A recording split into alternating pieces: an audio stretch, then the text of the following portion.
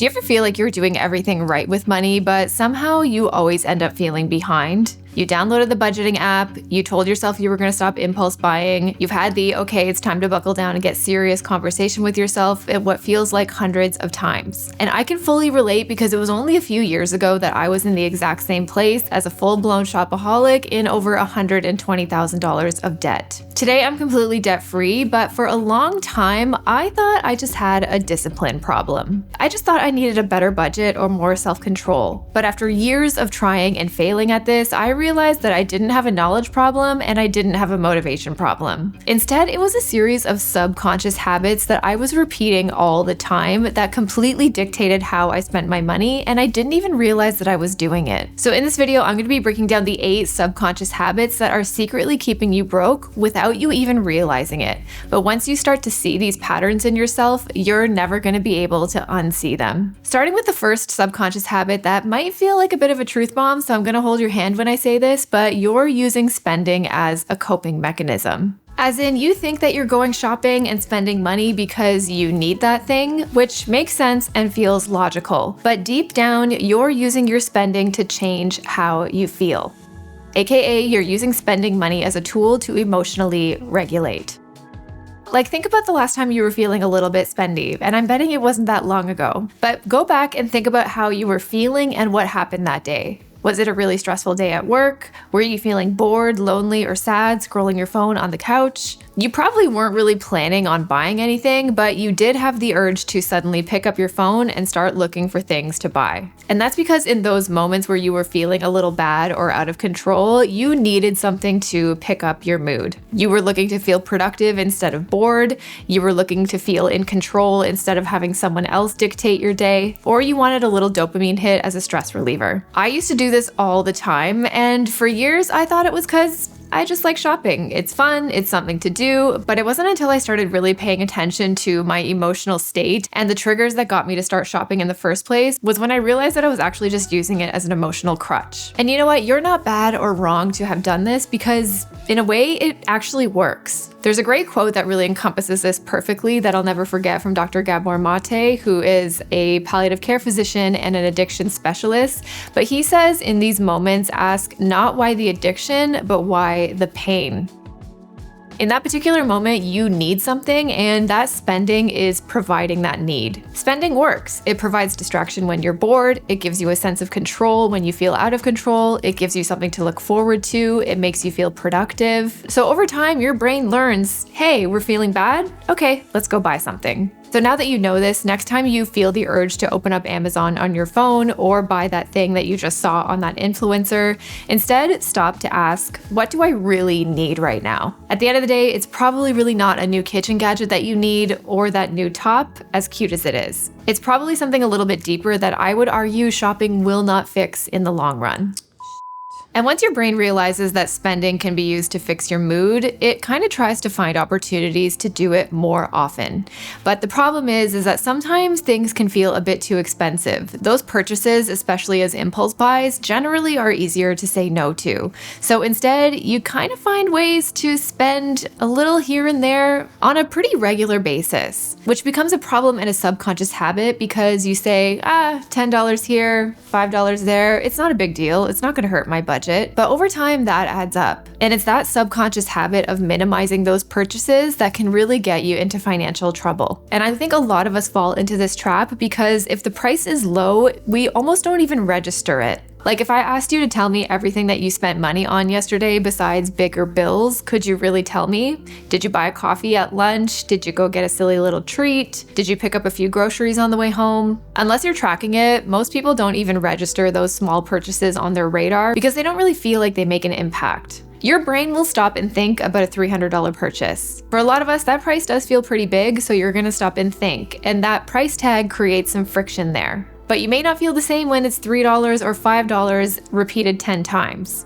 In the moment, it doesn't feel like a lot to you, it's easy to downplay in your mind, and so it's easier to keep spending that money over and over again. And when it comes to stopping the subconscious habit of minimizing, I don't think it has anything to do with more willpower or even saying no to that purchase. I think all you really need to do here is build some visibility and awareness around that spending, because you can't improve what you don't track. And let me tell you, it is a lot easier than you might think. I keep track of my everyday transactions in my budgeting template. It takes literally less than 2 minutes to do a day. And if I'm really lazy, maybe 10 minutes a week. But why it's so powerful is because it keeps you aware of what you're spending, by how much, and it gives you an opportunity to adjust that spending if you need to. So if you're a subconscious minimizer, I challenge you to pick just one category in your budget, whether it be coffee, Amazon, whatever it is, and just track it for a week. You don't have to think about restricting yourself, being perfect, just keep track of it and add up the total at the end. And I think you'll see pretty quickly that when you start to see how fast these things adds up, then you'll start treating that spending as a real conscious decision that you have to think about before you make it.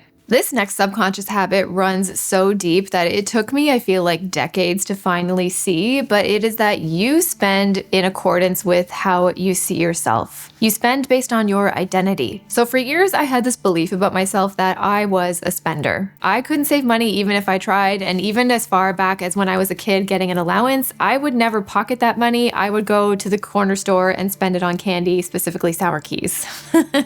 As soon as $1 landed in my hand, I was thinking of all the ways that I could spend it. And this is challenging because once you start having beliefs about yourself or seeing yourself in a certain way, you will just start behaving in ways that reinforce and confirm that identity. Even when I wanted to change this identity about myself and go from spender to saver, the fact that I identified as a spender made it almost impossible. Because even if I was making progress, the moment I saved, an extra $500 or $1,000 in my savings account, I'd almost freak out inside and find a way to blow my budget and spend it. I'd self-sabotage. And then I'd feel like a total failure and just say to myself, well, I'm a spender, I'm hopeless, that's just the way it is. But what I realized was that this self-sabotage and the self-concept that I had just felt safe to my brain. Because think about it, if you spent most of your life spending money anytime you feel stressed, or even when you want to reward yourself, your body gets used to that. And that's because it's predictable and it knows exactly what's going to happen next. But when you start to push back against those behaviors, like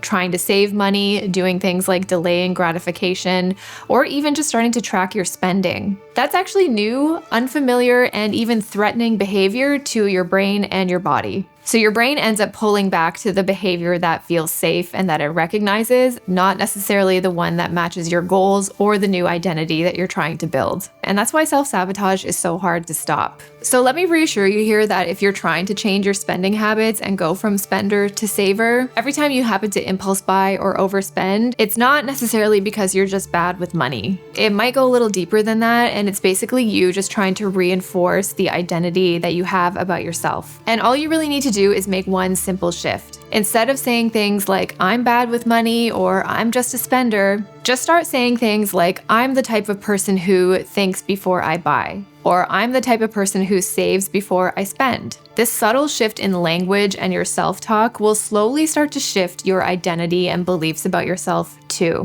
And the more you believe that you're this type of person and start acting like it, over time, the easier it's going to become, and the more you'll actually believe this truth about yourself. And the more you do this, the more it's going to start feeling natural and safe, instead of something that your body is always trying to sabotage back into safety. But if you don't work to shift your identity and self-concept around money, it can leave you stuck in a pattern that I was in for years, especially when I was trying to get my way out of debt, and that is the all or nothing mindset. And believe me, I used to go hard with this. I'd be like, I'm gonna do a full-on no-buy month. I'm not buying anything that's outside of my budget. I'm not going over budget at all. And then the one time that you do, you're like, well, it, I'm going on a full-blown shopping spree now. It's 100% polyester. Oh my God, wow, this is like a good pleather then. And then comes the restriction binge purge cycle all over again. And you feel like you could just never make any progress. But there is a reason we love the all or none mindset and the fact that we always feel like we need to turn to it when things feel out of control.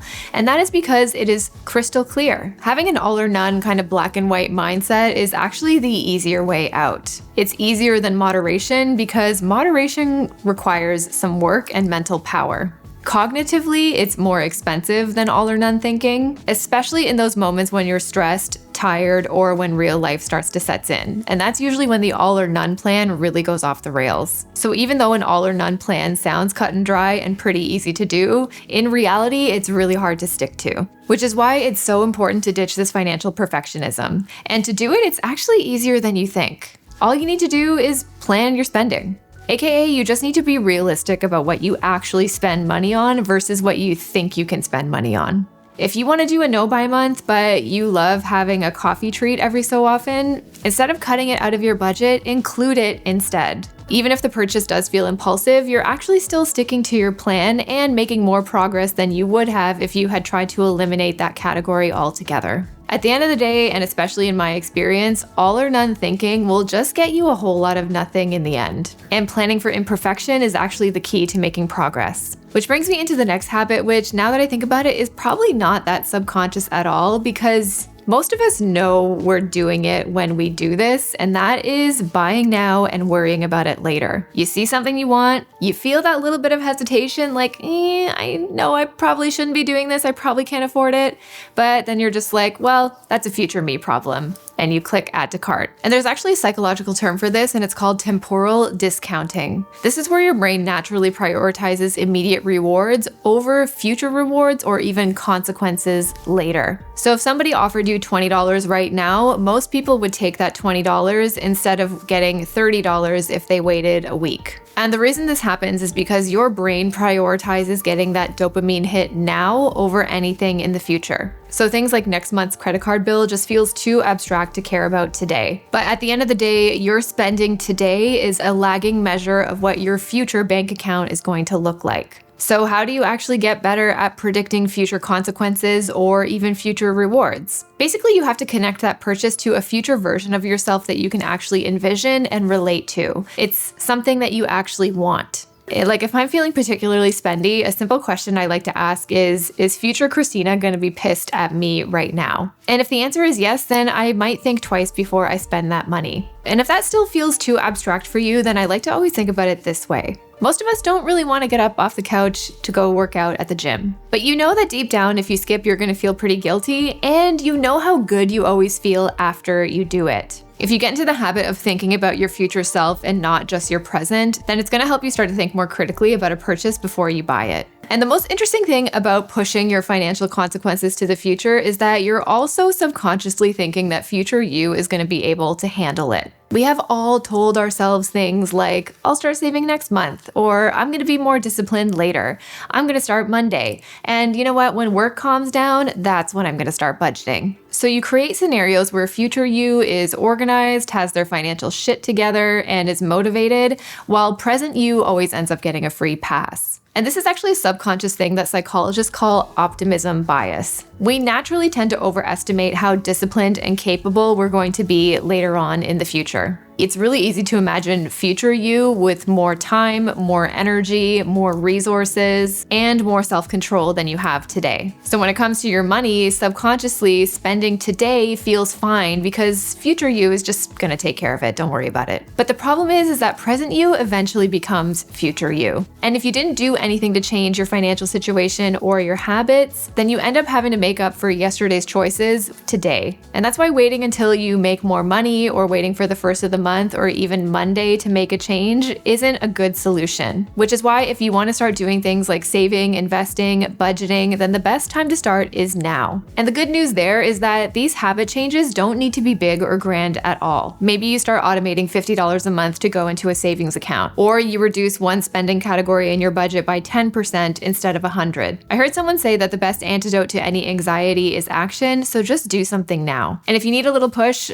write some inspo in the comments. What's one small thing that you've done with your money to start moving the needle forward? There's another subconscious habit that affects your spending more than you realize, and this one is a bit challenging because it's not like we can turn it off, and that is social comparison. We're naturally social creatures, so we're kind of wired to compare ourselves to others. And today we still do things like compare ourselves and signal things for belonging, but now we happen to do it through things like what we wear, the house we live in, and what we drive. And as much as we like to think that we're our own tastemakers and we bought these things because we like them, the hard truth is that act of desire and wanting those things isn't necessarily an independent thought. And this is through something called mimetic desire, where we are naturally drawn to want what other people have. When you see something enough times, especially from people you admire or want to be like, your brain starts labeling that as relevant to you. So you're not necessarily thinking like, I want to copy them exactly, but you start putting value on the things that other people own, and then you want it for yourself in order to feel like you're leveling up your life. And that's not necessarily bad or wrong, by the way. This is how we make friends and make connections, but it can definitely become a problem when it comes to money and what we see as actually valuable through things like social media. Social media has definitely distorted what it means to be successful and what it means to belong in certain groups, and it becomes how we measure what success means. But the problem here is that we also don't see how people are paying for the apartments, the vacations, the clothes. We don't necessarily see the things like the debt or the generational wealth that's paying for these things. So now I know you're thinking, well, Christina, great. How do we combat things like social comparison and mimetic desire? Well, the bad news here is that you can't really stop yourself from noticing what other people have, but you can interrupt the pattern of automatic wanting. So there's 3 things you can do here that I think are really effective. Number 1 being the moment you feel a really strong urge for something, just pause to ask, where did this want really come from? Sometimes a simple act of saying like, oh, I like this because it looks cool on her and I also want to be cool, saying that aloud is sometimes enough to stop you in your tracks from making that impulse buy. Number 2 is to just give it time. Instead of buying that thing the moment you want it, just put it on a wish list. Because what makes wish lists so effective is that they separate the wanting from the buying.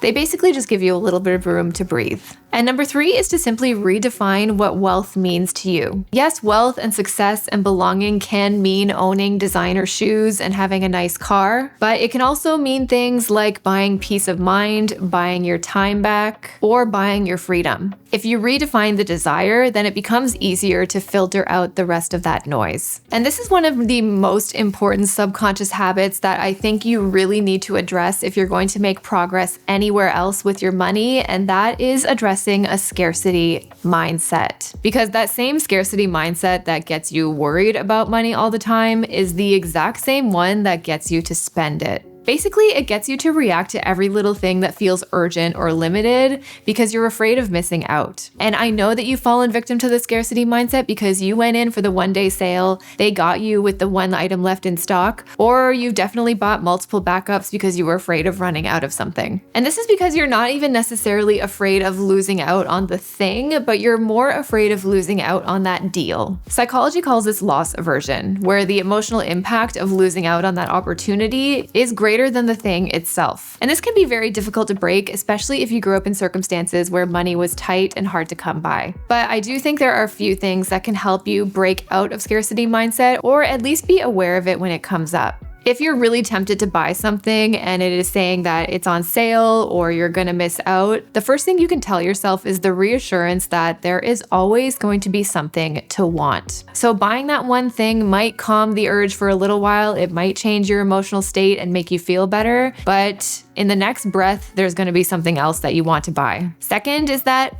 you know what?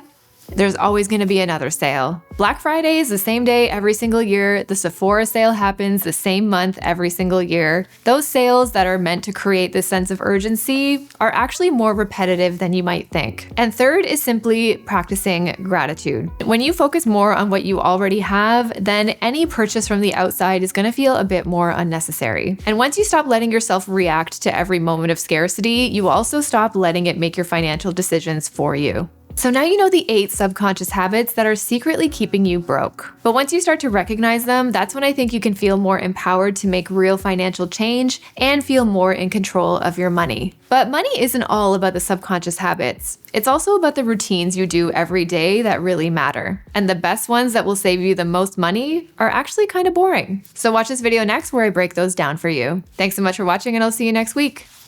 Bye.